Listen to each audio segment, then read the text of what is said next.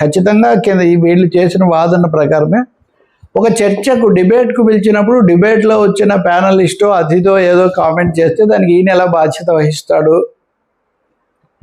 అనే దాన్ని వాళ్ళు తీసుకున్నారు న్యాయమూర్తులు. ఆ అంశం మీద బెయిల్ ఇచ్చారు. అయితే అదే సమయంలో మీరు అంటే దాని షరతులు ఎలా ఉండాలన్నది ట్రయల్ కోర్టుకి వెళ్ళి అక్కడ చూడాలి.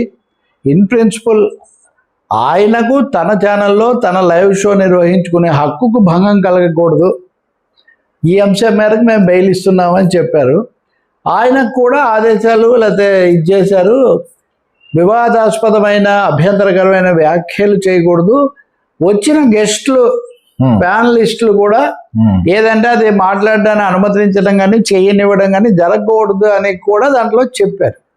అందువల్ల కోర్టు ఇక్కడ ప్రాథమికంగా మీడియా స్వేచ్ఛ అతను చేయలేదు ఆయన చేయలేదు అన్న అంశం మీద ఆధారపడి ఇచ్చారు. ఎందుకు ఇచ్చినా మీడియా స్వేచ్ఛ అన్న కోణంలో తప్పకుండా ఎవరైనా స్వాగతిస్తారు. నేను కూడా మీరు చూసుంటారు, సాక్షి మూసేయాలి, సాక్షి మీద దాడులు చేయాలి, దాన్ని ఎప్పుడు బలపరచలేదు. ఇందులో 3 అంశాలు ఉన్నాయి. ఒకటి నైతికమైంది, రెండోది రాజకీయమైంది, మూడో చట్టపరమైంది.